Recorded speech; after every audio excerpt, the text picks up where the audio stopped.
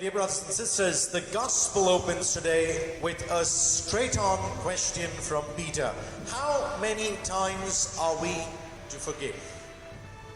It's an interesting question for all of us. The question requires us to take stock of ourselves as human beings and as Christians. When we hear the question, how many times must I forgive?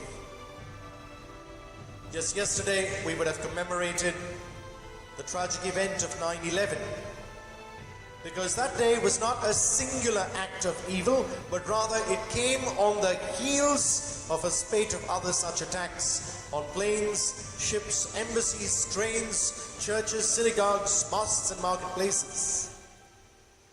When we think of all the people whose lives were ended or forever disrupted, and they were of all religions and nationalities, it is tempting to rationalize or to categorize such acts in a class of their own, namely unforgivable.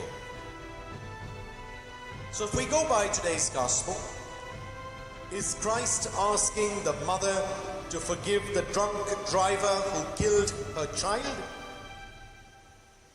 Is he asking us to forgive every Judas who has ever betrayed us? I would like to make an important observation here. We have to distinguish between crime and sin. You punish crime and you forgive sin. Forgiveness is not condoning. We may forgive without approving of the offense.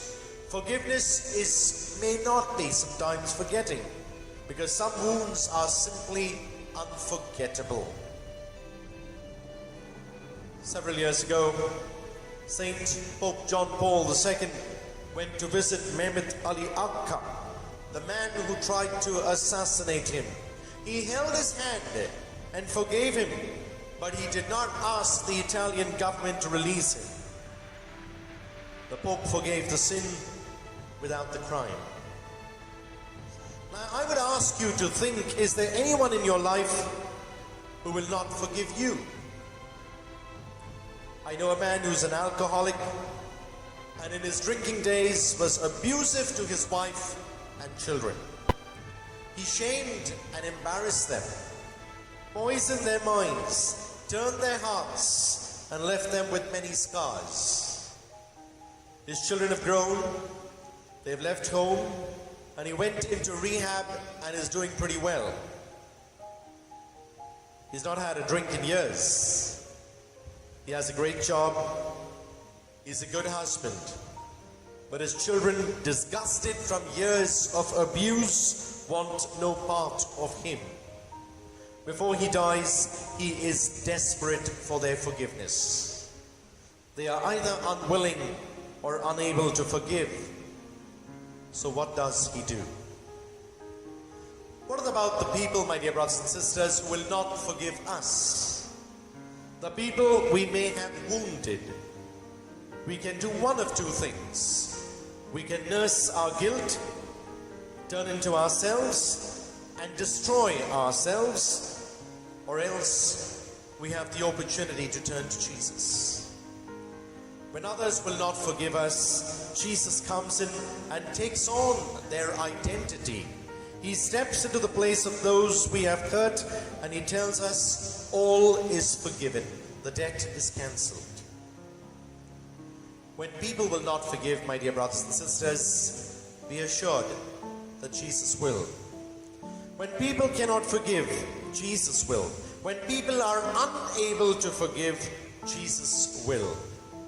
Just look at the gospel. They tell us the shepherd left 99 sheep to look for the one. Or the gospel of the prodigal son.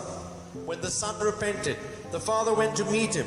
He gave him hugs and kisses. No accusation, no condemnation.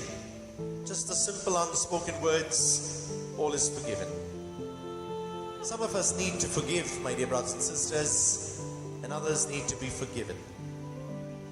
For those of you who tuned in last Sunday, I began by asking you to prepare a list. Take a sheet of paper, 2 columns. On one side, the people you cannot get along with. On the other column, how long since that has happened? A day, a week, a month, year, years? I do hope you've done some homework. I do hope you've been able to be reconciled with some. I do hope you've been able to forgive and ask for forgiveness. And this is, I suggest, why Jesus invented the sacrament and gave it to us, the sacrament of reconciliation. It's the place Jesus set up where you and I can be reconciled to the Father.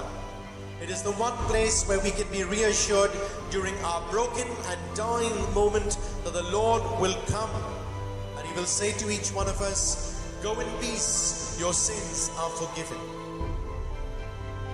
I, on behalf of your mother, your brother, your daughter, or anyone who will not forgive you, I will forgive.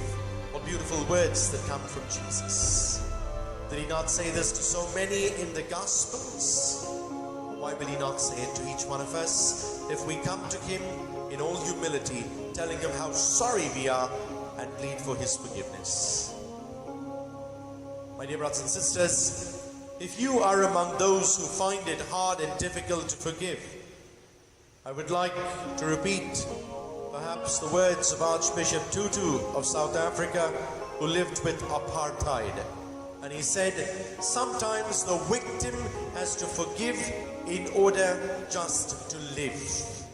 You cannot carry around resentment forever. Sometimes for our own sake, we just have to let go. So we have choices. We either attack or we accept. We either are bitter or we are better. We either take revenge or we forgive and love.